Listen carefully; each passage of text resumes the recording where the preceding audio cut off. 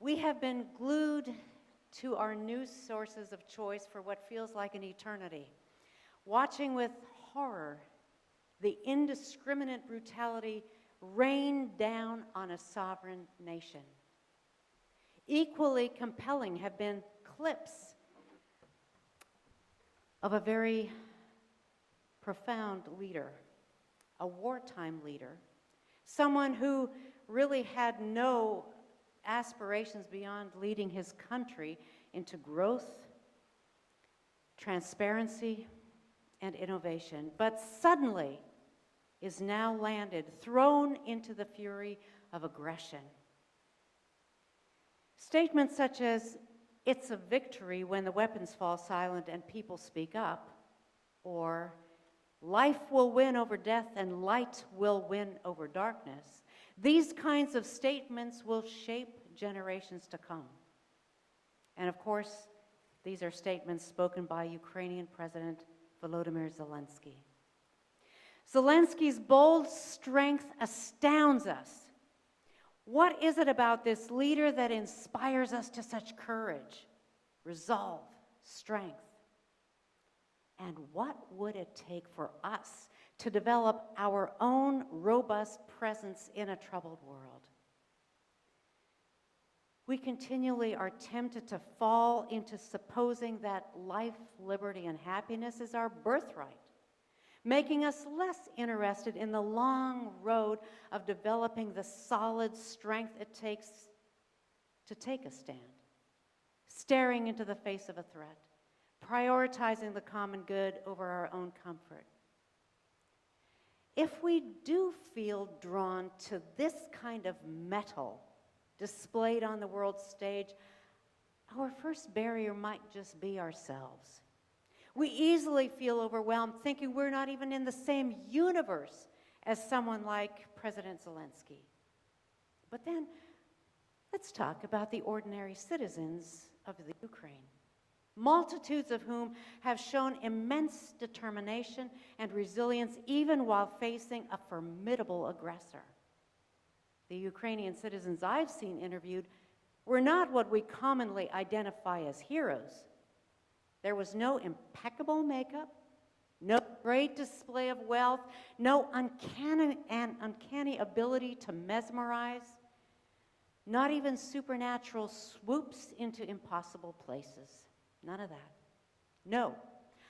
I saw scrappy, determined, hardworking people, some of whom give food and drink to enemy soldiers, some of whom are hiding with others to take care of their loved ones in underground parking garages in sub-freezing temperatures. Ordinary men and women telling their harrowing stories and imploring the world to help. This has taken place many times before this, but we see this right now. I thought about these kinds of people when Doug read from the 5th chapter of Matthew. You are blessed when you're at the end of your rope. You're blessed when you feel you've lost what is most dear to you. You're blessed when you're content with who you are, nothing more, nothing less. You're blessed when you care. Really? We prefer action heroes, all show and sometimes questionable substance versus all care and authenticity through and through. We are often caught up admiring people who can easily be bought, who posture and bluster, and who drink up the applause of others around them. According to these blessing statements of Jesus, it seems that our heroes need faith lifts. The blessings described here aren't even remotely connected with status, privilege, or comfort. They are down-to-earth virtues of which we have often lost sight, given our proclivity to comfort and entertainment. Let's look at a few more. You're blessed when you get your inside world, your mind and your heart put right. You're blessed when you can show people how to cooperate instead of fight. Now, I have to confess that's a tough one for me right now because I really would like the world to fight alongside Ukraine. You're blessed when you've worked up a good appetite for God, a hunger, a longing, a need to reach and stretch toward God. These blessing statements of Jesus are rarely used as qualifications for the positions that we fill, qualities for partners we choose, church or community leaders whom we follow. Our culture is action-oriented. It looks so good on a resume to be active and to provide something that we can sink our teeth into and get behind, at least briefly. Character, inner strength, and integrity, not so much. These virtues take time and effort to cultivate, and they come out of a place of hardship. What follows these blessing statements makes it clear that the rewards are also not always tangible, transitory, or tasteless. When you're at the end of your rope, there is less of you and more space for God. It's a revolutionary statement in a consumer culture. When you're content with who you are, you receive everything that can't be bought, and therefore, it's priceless. When you care, you will find yourself being cared for. Simple things, modest things, exemplary things. When you observe these, you can be sure that life and liberty are flourishing. But let's not dismiss these simple things as easy. This level of character takes a lifetime to develop. That's the pursuit. And the pursuit is already life in and of itself. Truly, we do make the road by walking. We live our lives as apprentices, reaping benefits all along the way. This is why we do things together as teams, many times pressing on against all odds. This is why we meet right here after church to talk further about what life as a Christ follower is like. What does it mean? How do we do it? How can we encourage each other? That's part of the pursuit. The other thing is, when we experience things like being at the end of our rope, or intense loss and pain, needing to really work at cooperation time and time again, even when we draw barbed opposition from those who feel threatened by our dogged integrity and commitment to justice, when we experience these things, we can be certain that we are working and living within this upside-down kingdom Jesus introduced. It wasn't common then, and it is far from normative now. But this pursuit, this continuous counterculture journey of character and spiritual development is where life and liberty meet. There are benefits far beyond ourselves, however. This is how Jesus said it via the Message translation. Let me tell you why you're here. You're here to be salt seasoning that brings out the God flavors in the world.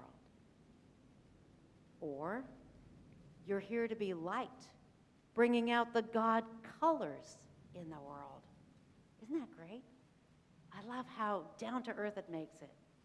If we strive to be a city on the hill, a light of the world, Jesus says that we will prompt others to open up to God simply by being who we are.